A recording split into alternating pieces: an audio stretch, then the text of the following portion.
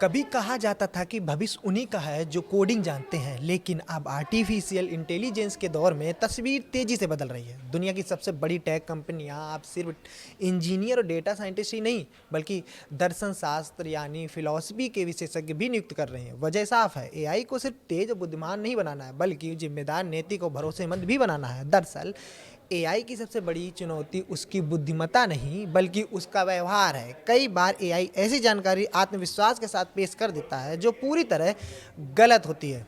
इस समस्या को तकनीकी भाषा में हेलुसिनेशन कहा जाता है। वहीं कई बार एआई यूजर को खुश करने के लिए वही जवाब देता है, देने की कोशिश करता है जो वह सुनना चाहता है, भले ही वह तथ्यात्मक रूप से सही ना हो। इसे साइकोफेंसी यानी चापलूसी की प्रवृत्ति कहा जाता है। यही वजह है कि अब सवाल सिर्फ यह नहीं है कि एआई कितना स्मार्ट है, बल्कि यह भी है कि वह कितना जिम्मेदार है।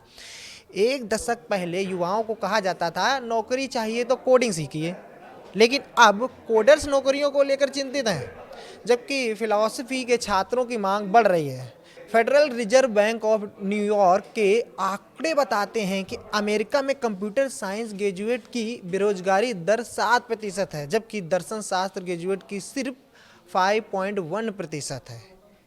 यहीं से दर्शन शास्त्र की एंट्री होती है।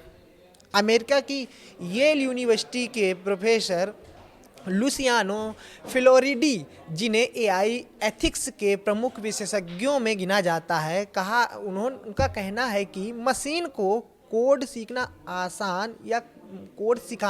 आसान है, लेकिन नैतिकता सिखाना कहीं ज़्यादा कठिन है। उनका मानना है कि आने वाले समय में एआई का विकास केवल कंप्यूटर साइंस नहीं, बल्कि दर्शन, मनोविज्ञान और सामाजिक विज्ञान के सहयोग से होगा।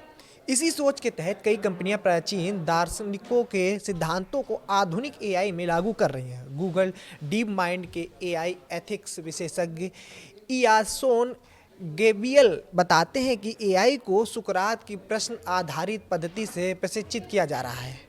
इस पद्धति में मशीन को हर उत्तर पर सवाल करना और अपनी सीमाओं को स्वीकार करना सिखाया जाता है। इसका उद्देश्य यह है कि एआई गलत जानकारी को सच बनाकर पेश करने की बजाय जहां जानकारी अधूरी हो वहां स्पष्ट रूप से अपनी निश्चितता या तुरंत उसको व्यक्त करता है या व्यक्त करेगा कि ये गलत है, यहाँ तक हमको पता है, इसके अलावा हमको जानकारी नहीं है। वो गलत जानकारी नहीं भेजेगा।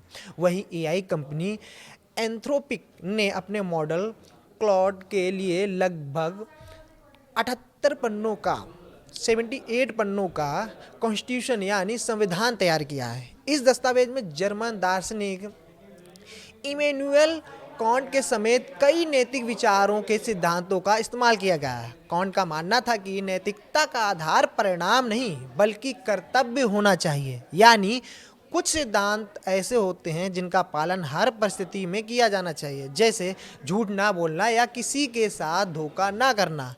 हालांकि सभी कंपनियां एक जैसी सोच नहीं अपनाती।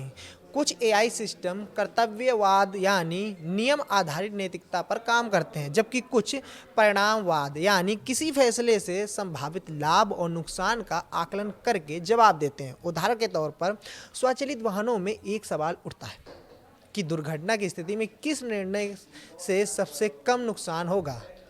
ऐसे फैसले केवल तकनीकी नहीं, बल्कि गहरे नैतिक प्रश्न भी छोड़ देते हैं। लेकिन इस पूरी बहस का दूसरा पक्ष भी है। यूनिवर्सिटी ऑफ लुइसविल के एआई सुरक्षा शोधकर्ता रोमन यमपोल्स्की का कहना है कि सही और गलत का कोई सार्वभौमिक पैमाना नहीं होता है। अलग अलग समाज, संस्कृतियाँ और परिस्थितियाँ नैतिकता को अलग अलग तरीके से देखती हैं। इसलिए यदि नैतिक फैसले पूरी तरह मशीनों पर छोड़ दिए जाएं, तो यह खतरनाक भी साबित हो सकता है। यानी एआई चाहे जितना उन्नत क्यों ना हो जाए, उसे इंसानी विवेक का विकल्प नहीं बनाया जा सकता है। तकनीक का उद्देश्य इंसान की जगह लेना नहीं, बल्कि उसकी मदद करना होना चाहिए।